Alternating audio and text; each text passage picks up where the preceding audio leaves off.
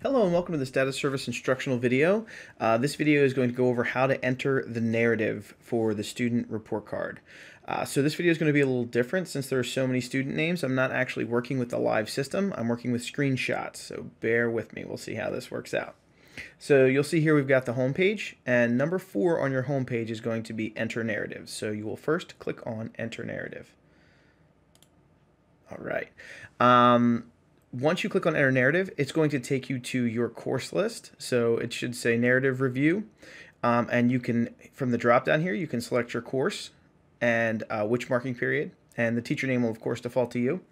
Once you select your course, it's going to give you all of your students in that course. And it's also going to list all of the courses that you have that student for. So you'll see this particular teacher has got the student for immersion, English language arts, and social studies, it looks like currently. So this will be your entire, there's 2 ways you can edit a student's narrative from this screen. One of those ways is to click on the pencil.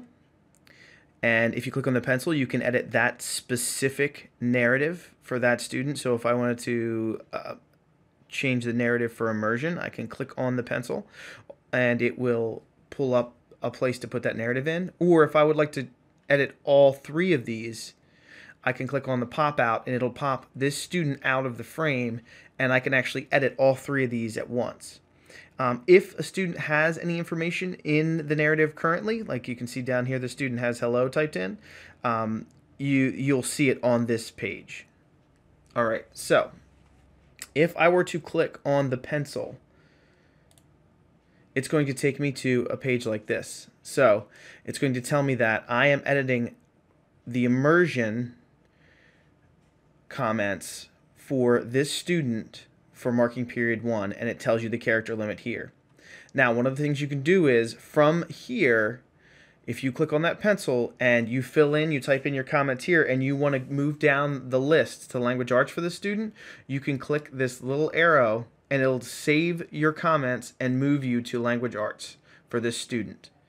So it'll take you through all of the subjects that the student has. Once you are done at the end, you can always hit save on one of them, or you can click through to the end and then hit save and save them that way. So this little arrow automatically saves your immersion comment and sends you to the next subject area for that particular student. The second way that you can edit this student or edit your class comments is if you, or the narrative, if you click on this little pop out arrow here, it will take you to this page.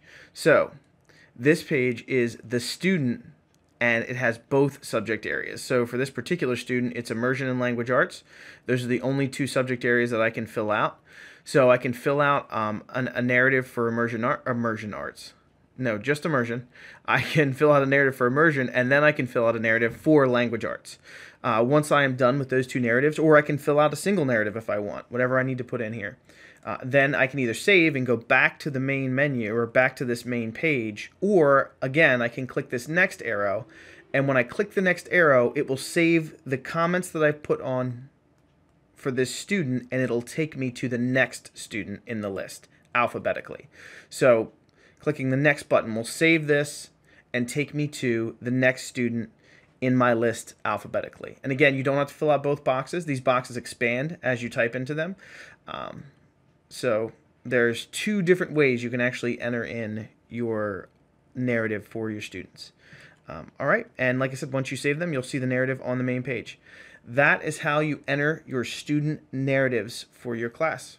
All right, and if there are any issues with the courses, just contact us and let us know. And don't forget, if you are an immersion teacher, a lot of times you have 2 different courses with 2 different, or if you share classes with someone, you may have 2 different courses that have 2 different sets of students in it. So be sure you're checking your course switcher at the top.